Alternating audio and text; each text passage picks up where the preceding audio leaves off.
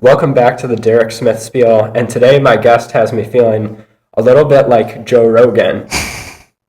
That's right, I have Nic Diaz on, but not the UFC fighter. No. No, not the UFC fighter Nic Diaz. I have the one of one Ithaca College class of 29 Nic Diaz on the podcast today. Nick, what did I miss in that intro? And is that joke old? Like, have you heard that I multiple hear it times? every now and then. It's kind of interesting. It's as so I'm a screenwriting major. I'm active in the stand-up comedy and sketch comedy clubs. Those are kind of what I'm pursuing professionally. Um, it does kind of sometimes I think about the Nick Diaz who spells his name with a K, whereas I don't. He is kind of fading into obscurity. I feel like I've been getting it less. So part of me thinks that I'll be fine because eventually people won't know another Nick Diaz. No, it's for sure. He's going out as you're coming in. It's Yeah, timed yeah. perfectly. You don't And have their turn. yeah, and besides, it was more of like a niche UFC type thing. You're going to go worldwide. Screenwriting and comedy. Who was your inspiration in that? It's actually a question I kind of really like to answer. So I growing up, my parents would put on this Christian comedian named Tim Hawkins, and I don't know if he was like really a direct inspiration to me, but that was like one of the first comedians I was aware of. But then I just grow up and like see a lot of things on YouTube. Like I was always watching College Humor YouTube videos and like following along with them. Kind of right before the pandemic, I became really interested in this thing called Dimension 20, which was made by College Humor's streaming service Dropout. It is a Dungeons and Dragons like show where they'd play out an entire campaign, usually with some interesting theme or take on a story like a high school in a fantasy world or a magical New York City. The dungeon master for that, the person who tells the story, was this dude Brennan Lee Mulligan. I just thought he was hilarious and like super smart. He had all these interesting like philosophy takes and like said things in this really smart way. I thought he was the coolest. This was like 12, 13. I was also listening to a lot of Childish Gambino, also known as Donald Glover's music. Um, and I thought like his music was super clever, and I found that for his second album, because of the internet, there's like a script that goes along to it. And I listened to this podcast like explaining how the script and the songs and the music videos all interact, and it's this big story.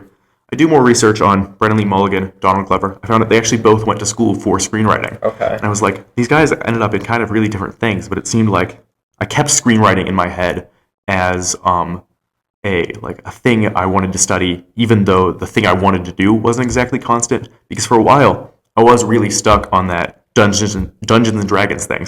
I was just super Yeah. into it. I wanted to one day have a Dungeons and Dragons podcast where I was the storyteller. I was going to call it the Blessing of the Dice podcast, and I was always trying to play it with my friends growing up, but like they never would have the time. So there was a multi-year period where I didn't play it, and because of that, my interests kind of expanded. I met new friends who kind of put me onto other things. Like back in the day, I was kind of just watching like comedy on YouTube and TV shows. I had a really important friend of mine who kind of really gave me my first movie, assigned me my first movies to watch to really get into, and that just was like super impactful on my taste, and that like just gave me a whole nother dimension of like things to look into. So by the time I was 17, 18, looking at what to study, I was like, I think I'm going back to the old reliable of screenwriting, even though I haven't really written much before. This is just kind of the thing I can put myself into that'll allow myself to maybe narrow in, maybe cast a wide breadth of what I can do. I It just felt like the right step for me. What were those first movies that your friend suggested to you? Oh, it was like um Spree, starring Joe Keery from Stranger Things, was one of Okay. them. I think Juno was an early one, which is one of my favorite movies. At some points, has like been my favorite movie. Um, I want to say Moonlight too, which I also really like. Won the Oscar in I think 2018.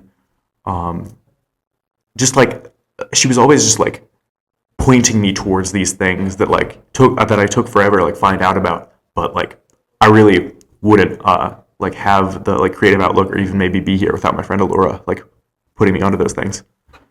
So do you think in comedy that the storytelling aspect is just as important as the comedic timing and stuff like that as well? That is actually really funny because back in the summer after eighth grade, I was taking a online improv comedy class with UCB, the Upright Citizens Brigade, which a lot of famous like SNL comedians came up through, like Amy Poehler. But I was just taking one online class, and um, there was a part where our improv teacher was telling us about how like when you're doing like an improv monologue or something like that, you want to like connect the prompt to a story you have. And I kind of looked back at my life and realized I had one funny story. And the story was about me and my friend in a golf cart and the golf cart tipping over and me thinking the roof had decapitated him. That was the one funny story I could ever point to. And I've accumulated some more funny stories. Yeah. I've been getting, I grew up, I went to a private school that was like pretty strict and I had pretty strict parents. So I didn't get into much antics. But, within the last year in college, I've definitely accumulated some stories. But I kind of, even though I probably want to be, at this point in my life, I do not feel like a comedian that tells stories. Okay. Most of my comedy, I guess, is playing with like expectations or like, I don't know, with what people kind of think is like usual. Maybe sometimes I'm trying to gross people out. I did a little too much of that at the previous show, my previous comedy show. I'm working on adjusting it a little, but I really find that like, even though I kind of want it to be, my comedy isn't very storytelling based. But to answer your original question, I think timing honestly might win out over Okay. storytelling because there are some people who can, I really think, tell really uninteresting things and sometimes things that aren't even new in just this interesting way, like just these tiny little filigrees of little words they're adding in or the ways they're intonating their words that just make them hilarious. But you can still tell a great story and get no laughs. Maybe people will listen, they'll be interested by it, Yep. but if you don't really have like some sort of way of like kind of intellectually or stupidly putting it, I don't know if people are gonna laugh. So are you taking screenwriting as a goal to enhance your storytelling? Kind of. So I went into college being like, I want to do something comedy related, make a comedic show, Yep. some sort of script. Even I could even see myself doing dramatic scripts, balancing comedy and drama in my life. Maybe I'll write for a sketch show, not SNL per se, because I think you spread yourself a little too thin with who you have to make laugh. But Mr. Show, starring Bob Odenkirk and David Cross, I really love. That's Saul from Better Call Saul and the dude from Alvin and the Chipmunks. For those at home, I really love that. And stand up was actually a little bit less of a pursuit of mine because I thought I wouldn't be good at it. But then first semester, I get into stand up club like on my first audition, which doesn't always happen for freshmen, and and like my sketches do decently, but I'm feeling like a lot more kind of like I'm flowing well in stand up club, so that's where I've been putting my focus into. I still do think I went into college not the hardest worker, not willing to like spend a lot of like time really working on my scripts because I was also trying to live my life. I'm also trying to figure out who I am. 19 years old. I like wasn't always working on homework every weekend. Yeah. So trying to make things that I'm satisfied with within my work for my screenwriting major has made me a better comedian because I'm just looking at all the things I have to do in front of me. Write a new set, write a script for this, write a story for this other class. I'm like, I don't want to be disappointed in myself because first semester as a screenwriting student, you take a class that's just called screenwriting. And I wasn't particularly proud with any of the scripts I wrote. So I was like, I need to work harder. I need to devote more time and energy to this. I want to live my life, but like I don't want to spend my time just like wasting every assignment and opportunity I get. So your entire drive, that's all internal. There's nothing like, is it that you fear being average? Is that what pushes you to really just try and be the best with any assignment you do? A little bit of that. It is definitely a little bit of the like Marty Supreme kind of angle to it. Yeah. I do want to make people I do want to make people laugh. I want maybe there is like also I do think a lot of my motivation does go back to ego. I'm always trying to fight against my own ego in like comedy stuff. Make sure I'm not talking over people. But I just know that it is part of me. But I also think it's a part of a lot of comedians. But just like I don't know, I do want to rise up the ranks. I want to like impress the upperclassman who has the upperclass person who has the connection to somebody in the industry that might, maybe see my stuff and really think that I'd be in the right place at something they're connected to.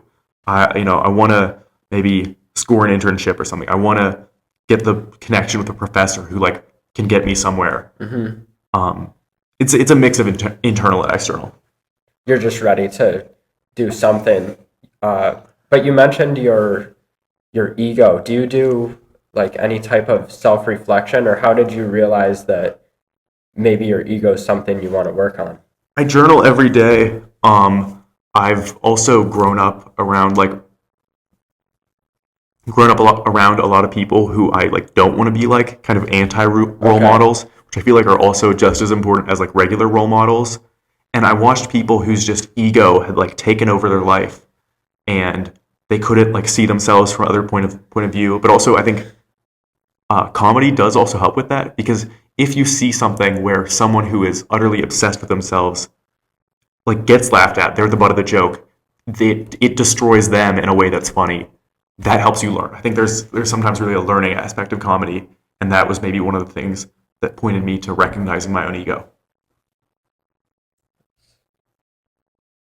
So you also said that you weren't coming in with the idea to join a comedy club necessarily. I was not You particularly. I didn't know I was going to have as much of a focus on the stand-up comedy club as I would.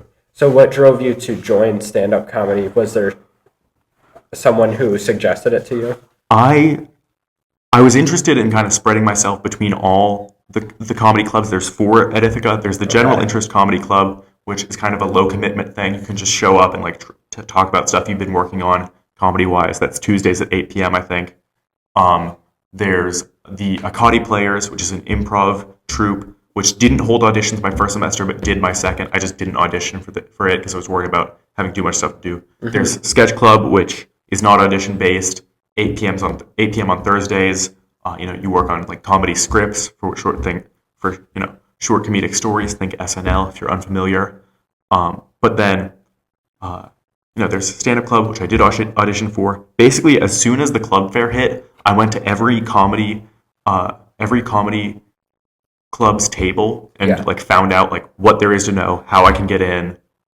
This is like important to me. So it was like, I knew the names of the members already. I'd like researched them on Instagram. So it was like, when can I audition? I say to the former stand-up president who's in LA right now. She like tells me like when. I'm like, I'm ready. And I was just excited to audition. What was your first audition like? Do you remember the skit or the nerves, anything? I had actually done stand-up before. My senior year of high school, I was doing some open mics in Pittsburgh to kind of, if you think about the type of people who are at a bar on like a Tuesday night, they don't have a ton of light in their lives. Yeah. So, I had been a little used to not getting a ton of laughs, but I think that's one of the best things for a comedian to learn. I think to broaden that, I think failure is you don't really learn anything from failure, but you do success. So I think failure can also be really something for people to embrace. But I I had been used to kind of what stand-up was like. I had written sets before. This set for my audition was about like my roommate and adjusting to college and kind of like Ithaca-based humor. I'll tell you one of my jokes, which is that my roommate has many vibrators, none of which are sexual. Sometimes I'll just look over and I'll just hear a buzzing from across the room, and it's him like shaving his face just at his desk or just brushing his teeth and spitting into the garbage can. He's the only person I've ever met that says he needs to put his clothes back into the dryer to toast them up. He's a real character. So he'll like plan an outfit and then throw it into the dryer so that he's wearing a warm heated I think outfit. even that would be intelligent enough. That's not quite what he's doing. What he's doing is he's doing his laundry, washing it and drying it, and then not folding it, keeping it in the laundry basket, then putting the dried clothes back into the dryer so that they can be like kind of like, I guess, like supple enough for him to fold. All right, I'm really trying to I'm trying to side with him in some way on that, but I don't know. That also just prolongs laundry. Laundry itself is such a long process. Yeah. Like but that is funny. And that, I mean, you don't consider that a story? I mean, well, I did tell it during stand-up. I think, like, I've seen some, like, crazy stories from stand-up. Just things like, there were people describing, like near-death experiences or, like, witnessing some crazy crime. That is, like, I want to be able to, like, I want to tell somebody something they haven't heard before. I don't want to just live in the innocuous and the everyday for everything. Although, I don't know, there's two sides to it where I want to connect to the everyday person. Yeah. I don't want to act like I'm like larger than life. So I want to be able to get people to laugh about like their morning routines, things everybody does every day, but also maybe offer them a bit of escapism through maybe I've put myself into some sort of risk, and like got some crazy story out of it, and I can just make them laugh at me. You want the best of both worlds. I think I can say that. So, in your normal life, do you maybe try and maybe take risks or try and get out as much as you can to try and create a great story? I could say I did. There's some stuff that maybe I won't allow on the airwaves, but I've worked above the law and under the law. Okay. I try to do some just random things to get some stories. I'm trying to travel more, see if I can over the summer go to some random places and maybe get some stories. I'm a generally risk averse person. I like kind of like feeling safe, and I like the walls aren't closing in, but I also feel like I want to really run up the miles on this thing called life. I want to get some stories to tell. Traveling is definitely a way to do it. I remember on my senior trip,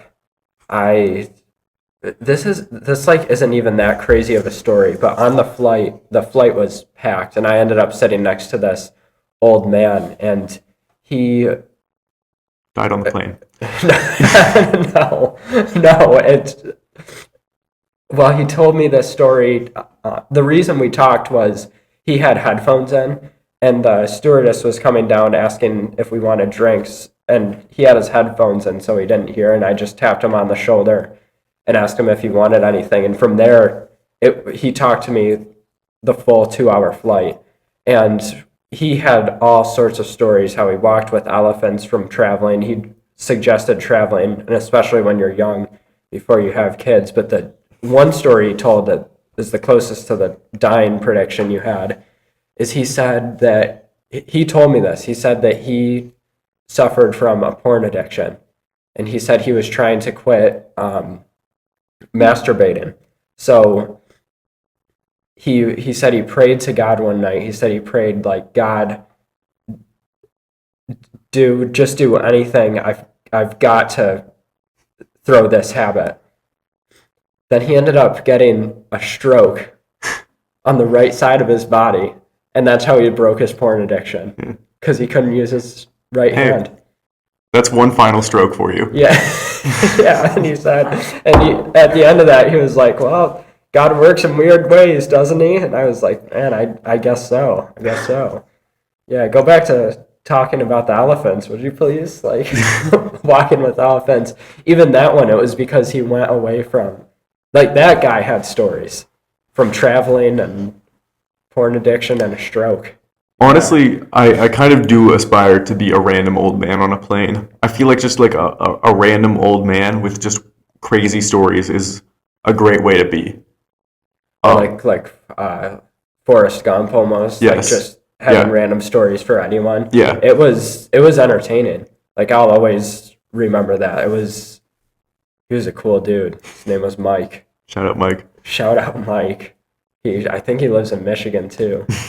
But yeah, so travel for crazy stories. Yes. And yeah. So what is the process of making a skit? What is that like? Are you talking about like a stand-up routine? Yes, a stand-up routine. So I don't even have that completely figured out yet. In fact, I am going to, there's an Eric Andre performance at Cornell on the 10th. Okay. And I am low-key, that is the question I put to ask him. I have a trouble where I'll go and I'll write, like, as I'm going about my life, just these little one-line things that I call them stems, that are like kind of like a little observation or like a little like one-line joke that I think is like kind of funny or makes me laugh. And then I go back and develop on it later. My problem is just I don't have like a good enough process for like figuring out multiple beats of one joke or like going more specific or like broadening like the first thing I get like if the first thing I get I feel like I'm like, okay, this is really good. I don't know how to like make a whole routine out of this. I feel like I have a really strong core here. I just don't know how to get to the next thing. And I really feel like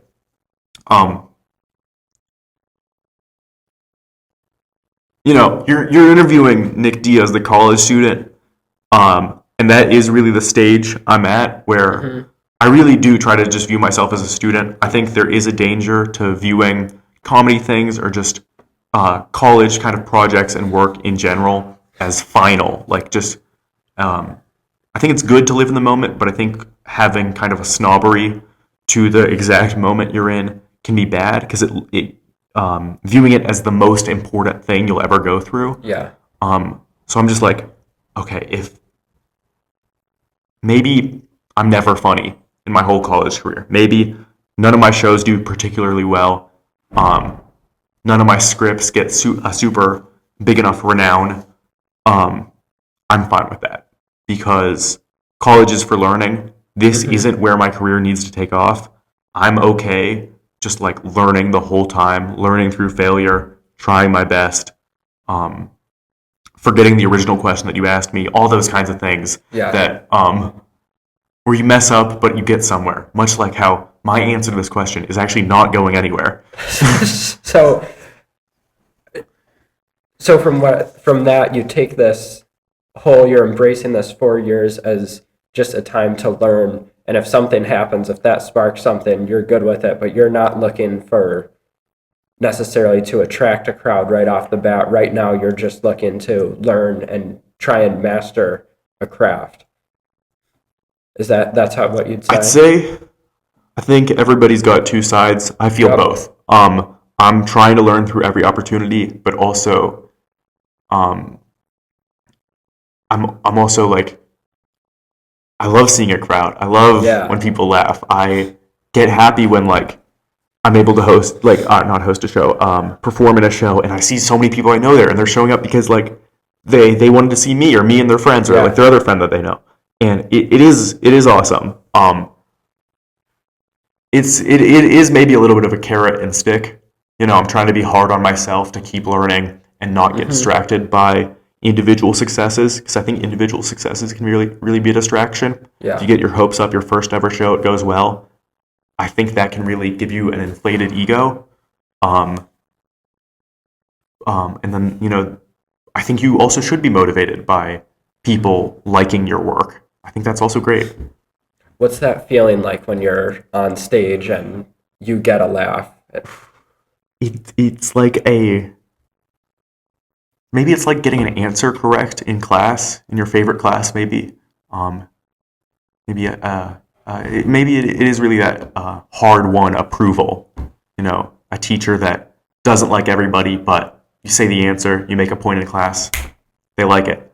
Or a sense of alignment with some sort of proper way to be. I'm not quite sure how I really feel because it's almost like I go up to the mic and I black out. Okay. Because I'm a very anxious person. I live with anxiety.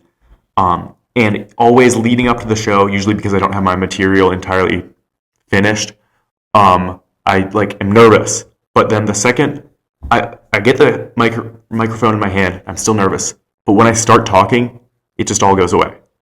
I like lose the anxiety. And I just start talking. I'm making my jokes. I'm trying my best to like get the timing right. I realized at the most recent show, I look more than I listen, so I'm looking for people who are laughing. I can't really even make out the laughter. Okay. It's a bit of like a selective hearing type of thing. I can just hear the sound of my own voice. Yep.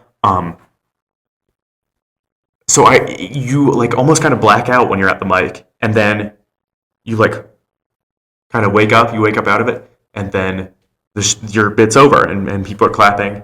But then my impression of it is sometimes different because at our previous show, which I actually can talk more about. Yeah. I like looked back at one joke I made, and I thought it did decently well. I got 0 laughs during it. No one in the room actually laughed at it. But I think I'm in like speech voice too much. I feel like I guess maybe I like to talk about myself. But the most recent show, you were there, Derek. Yes, I was. What do you think of it?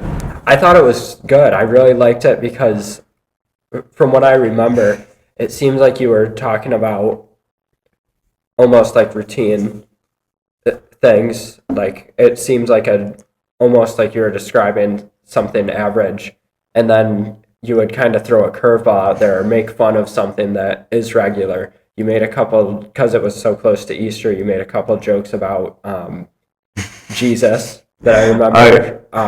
There were a lot of jokes about Jesus that night. You were the one who, yours was good. It was about how Jesus was walking around in the desert shirtless with 12 friends, and you said it sounded like the average. It's a frat on spring break. Yes. Yes, that's what you said. Jesus, he's got the whole world in his phone, but also like your entire volleyball team in his phone too. I said the joke wrong. He's got the whole world in his hands and your entire volleyball team in his phone. Like this one girl I knew, she said, "Oh, Jesus died for me." Like that's what. Oh, I'm like, he didn't die just for you. He had a roster. Yeah. Anyway, I actually forgot when Easter was, so those jokes were not Easter based. I was kind of surprised when I realized it was like right around the show. Those jokes just came from like the 12 years of private Christian school I went to, and I wanted to get a little something out of it. That was perfect timing then. But yeah, that's what I thought was really funny. After a show like that, it seems like you are critical on yourself, but in a constructive way. Will you journal right after a show and write down what you think went right and wrong? Do you videotape it and watch it back? Anything like that? My friend videotaped like half of it because she remembered to record like halfway through, which is all right. So I went back through that. Sometimes I don't like watching the video back because it like hurts a little because like if I feel like it didn't go well. Yeah. Or I'm like not proud of my material. But I journal usually at nighttime. So that actually, it like was a couple hours to think before I journal. But I'm like texting my friends about the show, so those are like my immediate reactions. Actually, interesting thing about this show, we view this show at Stand Up Club, we viewed it as a pretty bad show. We had just a couple days ago a show called Humorous for Uterus, which is us. Yep. And you were there too, right? Yeah, I was at Humorous. Yes, I forgot. As well. We thought like the comedians up for that, Layla, Ari, Vivi, Annabelle, Maya. We thought they like killed, and that is true. They killed, and we had a really good crowd. But for this other one, we had a very like much smaller crowd than usual, and they just weren't like waking up. I kind of think it was because it was a Wednesday and like there weren't a ton of people in the room. Yeah. That's kind of what I'm pointing at. But like, it just like it wasn't our best show, and we talked about it in Stand Up Club yesterday. Like, why was that show like we kind of. I don't know. Like we really like contemplated it. But I like said to the group like this is what we learn from. Like failure is something you learn from. Mm-hmm. But also, I think maybe I'm being a little absolute calling it a failure. I think we had a nice show. People liked it. I've talked to people about it. They liked it. Also, if I'm here to promote a comedy show, maybe it's not good that I describe our previous one as a failure, but speaking of that, Thursday, April 23rd, is our yearly tradition, the Council of Yucks, which is a collaboration between stand-up club, sketch club, and Akati Players, the improv comedy group. We'll all be doing stuff kind of together. It'll be like one big show to close out the semester. It's like a seniors kind of final show, so it's kind of senior focused. This is a tradition that goes back a lot of years at Ithaca. Joe Pera, who is like a known comedian, he has a show coming out on Adult Swim soon. Wait, I might actually be wrong about that. It's not.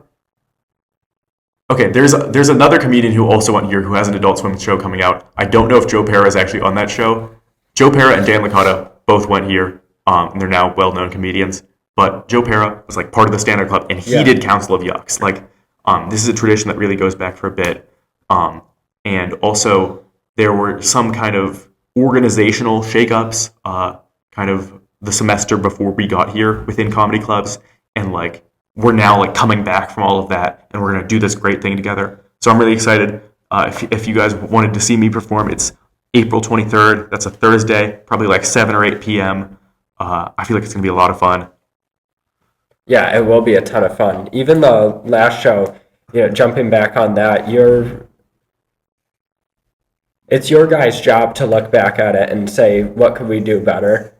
But I thought it was a good show. I thought the energy in there was kind of weird, not on your end as the audience. To me, I feel like there's almost like an unwritten agreement that the audience is coming there because they want to laugh.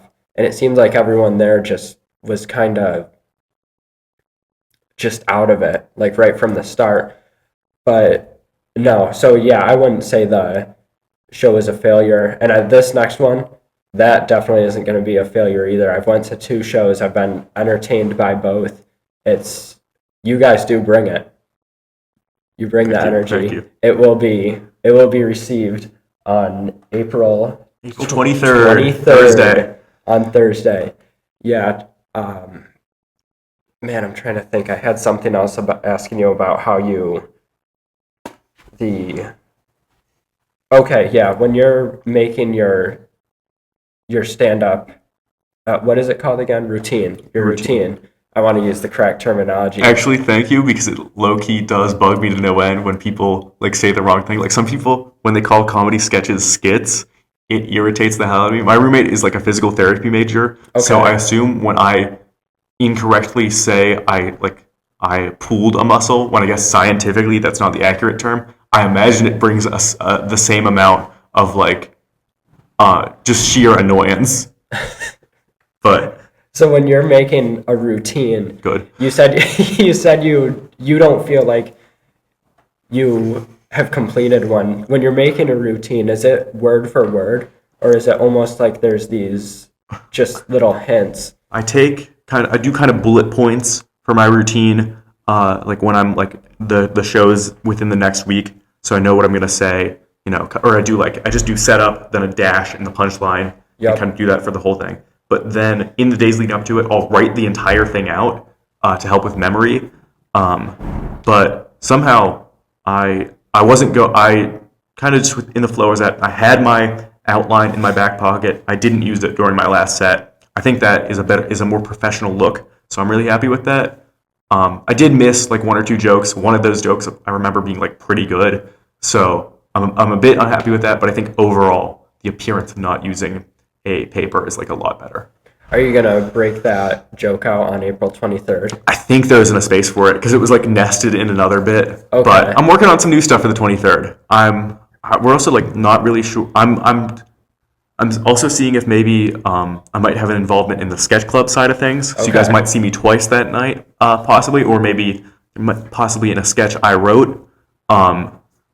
That's kind of what we're looking at on the docket for 23rd. But even regardless, if I wasn't there, I still think you should all go. There are some amazing, amazing people performing that day. They really have crazy skills. They will make you laugh and they will make you smile. That is a real part of it. There are some great presences in these clubs that I'm happy to work alongside.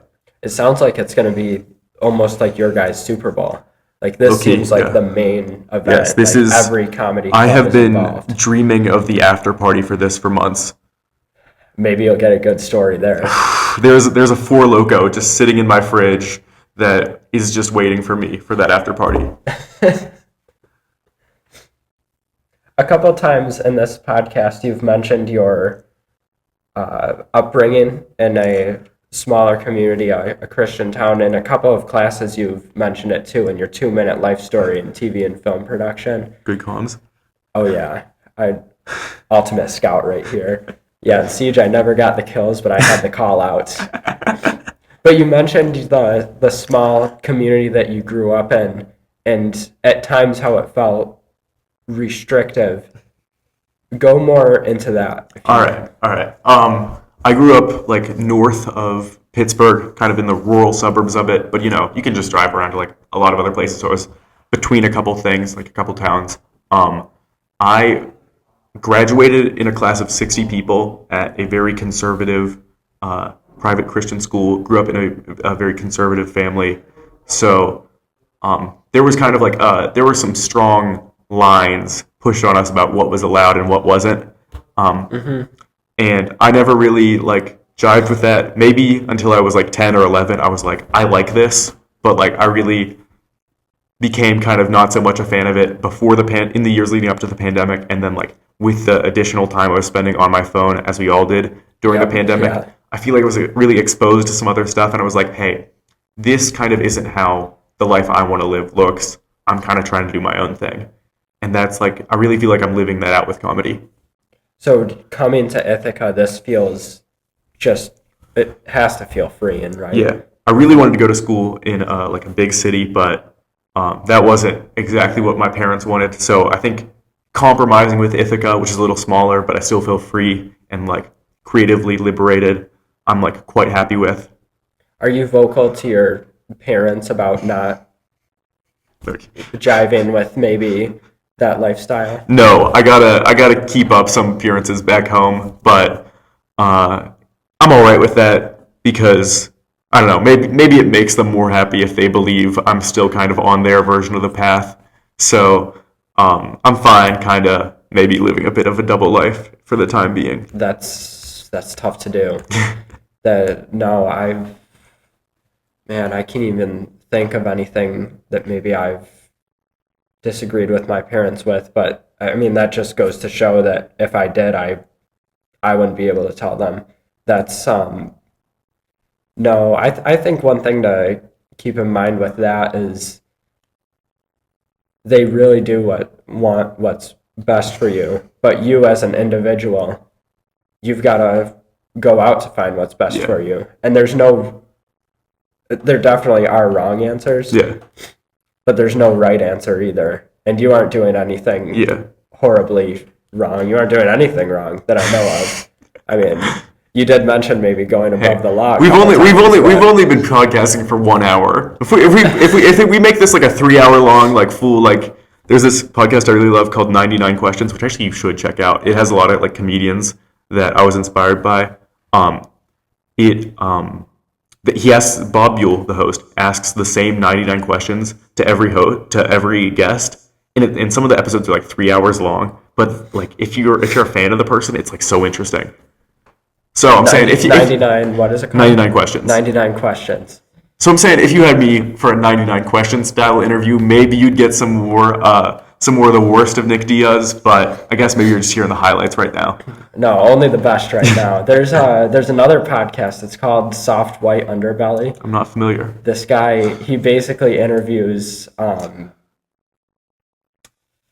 I don't know how to describe them, so I'll just like give some examples. He's interviewed pimps, like mob bosses. Like he interviews the real underbelly of America. So yeah, nothing like that here. Yeah. He's really benefited by the statute of limitations. So Yeah. have me back on the Derek Smith spiel in like 30 years. Maybe you'll hear some more stories. I'm just kidding.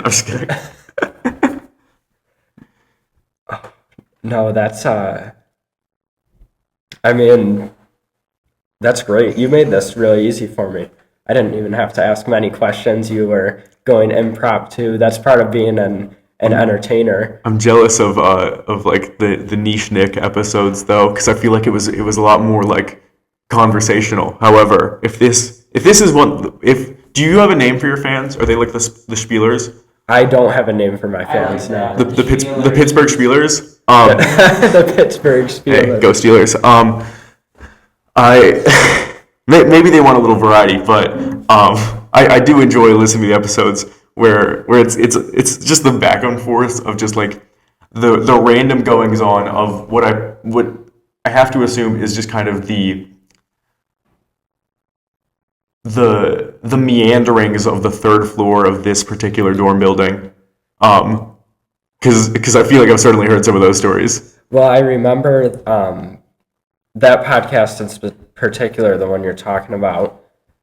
What happened was I was thinking about. I had this podcast for a while, but I took a break because coming into college. I went back through the catalog a You little. went back through it? Yes. Look at you doing your research. Both of us were cyber stalking each other before this podcast. No, but I was thinking about starting it first semester. I just wanted to see how I could balance my schedule. And that second semester, I was confident I could do this as well. And we just had kind of a crazy weekend. So we were like, hey, let's get on the podcast and talk about it. It's interesting that you prefer that one because I've gotten a few comments that they thought that one was too chaotic. They prefer more of the one-on-one conversation like this, which it is more personal for sure.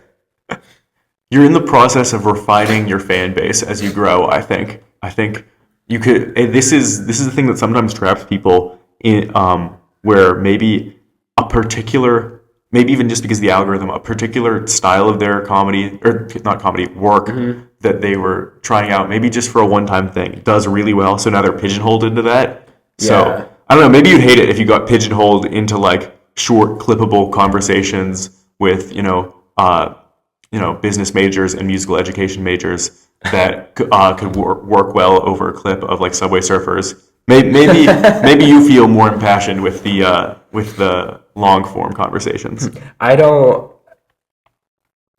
know. I post the shorts, the Subway Surfers edits in like an effort that hopefully people like what they hear and then check out the podcast. But I mean, hey, if those blow up and the Spotify page doesn't, I'm not complaining. No, but do you have a fear of being pigeonholed into anything, or? I could see myself being afraid of that. It's like if some people it's because they need the money to survive, so they have to keep chasing that, or the attention just hits well once they like try the one thing. I've seen that happen with a lot of like kind of like social media comedians. They like maybe it's really the attention that narrows them into this like kind of into becoming this like slot factory basically. Yeah. I think it's a horrible way to be. I don't think it's a good way to live a life. What would your ideal profession be?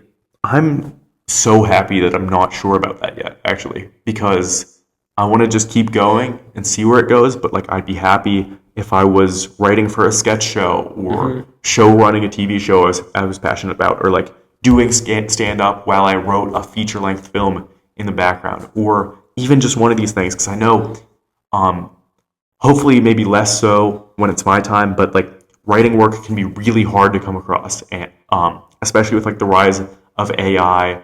Not that that's necessarily, I don't know if it is actively taking writers' jobs, but networks are kind of using it as a way to take away strength from the writers. And the writers have won some of that back. During the 2023 Writers Guild strike, the screenwriters across America said, for your shows, I don't know how it applies to movies, but they said, for your shows, for your talk shows, we're not writing until the networks can give us a better deal, give us protections from AI, give us money when our shows go on streaming services,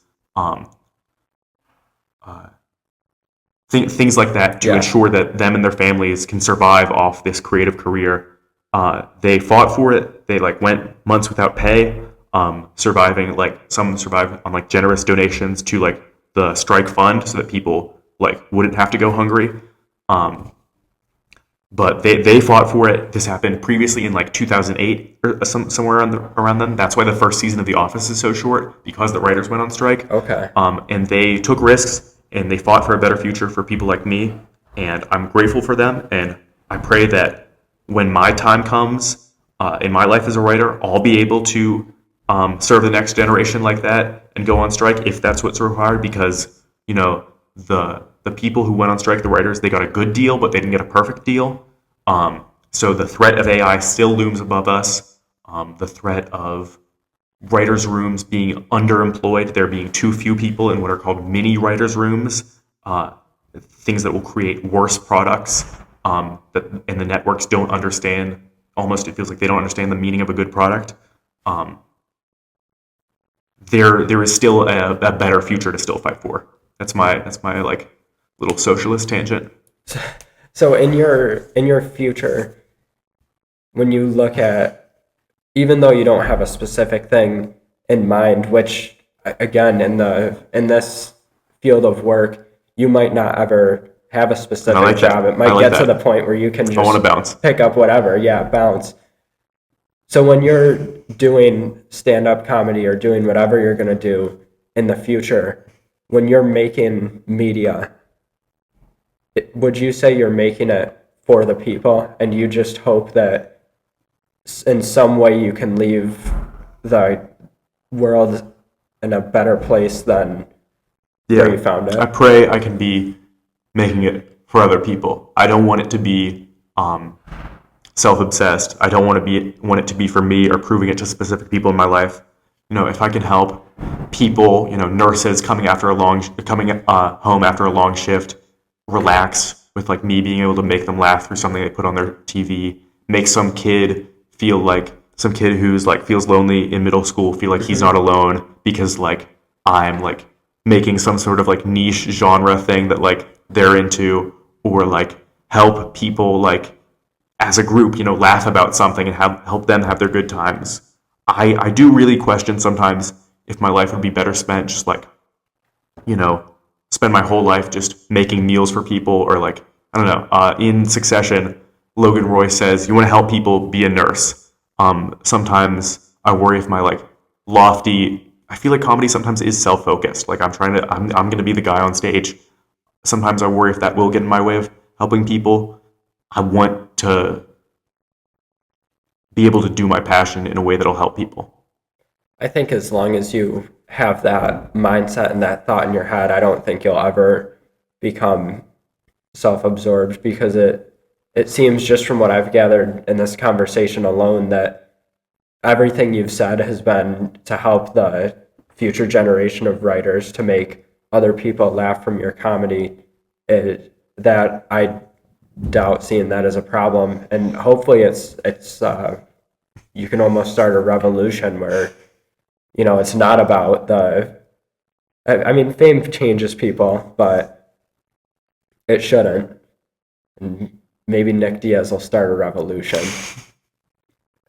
You mentioned earlier it seems that you're very reflective. And you've mentioned throughout this podcast writing guilds, other comedy shows, other movies. So when you're keeping up to date with this stuff, or when you're watching a stand-up routine, are you, like you're watching a new release on Netflix, are you almost taking mental notes, like I could take that? Are you trying to learn from it? I'm never trying to take an exact thing. I'm trying to figure out the trick the magician is doing. Okay. I'm looking at, he set that thing up earlier. And he's distracting the audience because he's trying to get them to feel emotional in a way, and they're forgetting they're at a comedy show. And right now, he's going to remind them. I think like there is an overlap between magic, and I'm like, I can't quite figure out behind the curtain. I'm still at the level where it's like I can't tell exactly what they're doing. I can't tell exactly how they're doing it. But there is a level of fascination with me that's like, I want to get like that. I need to like. I'm the kid in, used Air Jordans that are way too big for him, like on his looking at his tube screen TV, trying to figure out how does Michael Jordan do that dunk. Like that. Yeah. That's really how I feel sometimes. Well, you'll grow into the shoes. And yeah, the more you do it, the more you learn. Looking back at your first stand-up routine you've ever done to now, how much do you feel you have grown? Oh, we've got a live audience now. Yeah. Should we maybe? Oh yeah, we can introduce them. Well, we've had Dylan. It was rude of me not to introduce Dylan in the room. Yeah, we got some people along with us. Yeah, Dylan has been producing the episode. That's Dylan right there. I go subscribe to Dylan Smith Outdoors on YouTube. I'm gonna plug you later. And OBD is in the room. Hey, what's up, guys? Back for a little cameo here. Oh, and you smell quite nice. Oh, I do a shower. Hey. No, Owen has like a whole collection of cologne. I just got some in. I got like a lot of Versace cologne. So I just got these little. Well, it's just like it was like $33 off Amazon for like these tiny little bottles. So I only have like really small bottles. So I'm just trying out to see if there's one I really like, so I can get stuck with that. Okay, you're like taste testing right Yes. now. Yes. Sampling, trying everything out. No, my dad had this friend. He always smelled good, but whenever you asked him what he wore, he refused to tell you because he thought that like each person should have their own scent, and he didn't want anyone. But presumably he's wearing a cologne that exists and that other people buy. Yeah, he was mixing it. He was cauldroning it, kind of. Maybe a little bit of Dior, a little bit of Versace, kind of creating his own man musk. Nick, do you know what the deal is with the Dior commercials? I don't know if I'm familiar. Yeah, they're just always weird. It's Justin McElroy actually on a podcast. I think it was on My Brother and Me. He said that like he's fat. He has a character he does called like Justin Stink or something, which is a parody of Jeremy Fragrance actually. But he just thinks it's funny because it's a quiz game he does. Never mind. But he thinks that he loves cologne commercials because you can't communicate smell over TV, so they just have to be these absurd like visages, or that's not the right word, but like also I barely have a sense of smell, so I have to get like super close to these scents to even know what I'm smelling, and I can't tell if I'm dousing myself in it or not. So I have a very strange relationship to cologne. I've cleared out rooms with how much I put on. Yeah, producer Dylan over there. He will take a shower and he'll close the door. Hold on. And Can I explain how I do it first? Yeah, go ahead. So, I don't know if I'm like other people, but like I shower and I just put on cologne after. That's it. Well, respectfully, no, that is not what he does. As someone who lives with Dylan, what he will do some days is he will close the door. He'll put a towel on the door so no air can escape. And he creates like a sauna in the bathroom. Then he's right, when he steps out of the shower, he does put on a cologne, but it is at least 3 sprays. I do 2 on my neck, 2 on my wrist, and then 2 in the air moth through it. What's funny is that a lot of Ithaca students do that same move, except they aren't using cologne. What do they use? They put the towel under the door, keep the smell from drifting out. They're releasing some air-based. They're making a giant Dutch oven. Maybe. Oh, that's awesome. Nick, that's all I've got for you. Is there anything you would like to add? April 23rd, 7 or 8 p.m. probably, Council of Yucks comedy show. Come see a bunch of talented performers. April, I think 19th, 7 p.m. My friends over at Pitch Please, the a cappella group, are performing. I'm friends with a lot of people in there. My next year roommate is in Pitch Please. I'm just big fans of all of them. If my script that I made for class gets made, you can see that I think on May 9th at like what did he say, like 10 a.m. or something? 7:30 p.m. something like that. 7:30. You can see if that movie gets made, which by the way does not exist at all yet because we're at the very start of it. Go see that. Do something nice for a stranger. Also plug that. Yeah, all of these things Nick is mentioning as well there will be updates on his Instagram story, I am sure. Yes. Nic Got a Diaz promo. Instagram story. Now time for my selfless plugs. If you are listening to this podcast on YouTube, you can also listen on Spotify by searching the Derek Smith Spiel. If you are listening on Spotify and want to tune in on YouTube, my YouTube channel is at Derek Smith Stock 13. If you don't want to listen to the full episodes, you just want the nitty gritty, just the good stuff, I have 1 to 3 minute clips on Instagram and TikTok. My Instagram is at Derek Smith Stock 13. My TikTok is at Smith Stock 5. A bonus plug here, which I would have done anyway, but producer Dylan, he has his own YouTube channel. It is Dylan Smith Outdoors 8459. He does anything outdoors, cooking, cleaning, hunting, dirt bikes. Outdoor cleaning. I'm honestly interested in that. Are you going to clean all the dirt out of outside? Are you going to put it inside? Can you explain that? Ask your question again. I can answer that. How do you clean outdoors? Well, I don't consider it cleaning outdoors. I'm just saying I guess cleaning outdoors would be like picking up trash or whatever. That's all I'm saying. Okay, actually, I like that. I support that. Yeah. Or like sometimes when I say I'm gonna go clean outdoors, I have this thing where my grammar's not good. I don't read a lot of literature, so I say I'm gonna go clean outdoors, and I end up cleaning a dirt bike. So It's not really cleaning outdoors. That's all. That's valid. That syntactically works. We are grammar freaks over here. But, of course, one last time, the Council of Yucks is going to be April 23rd. Updates for time and location will be on Nic Diaz's Instagram story. Yes. Nick, thanks for coming on. Thank you for having me. This is a lot of fun. Woo!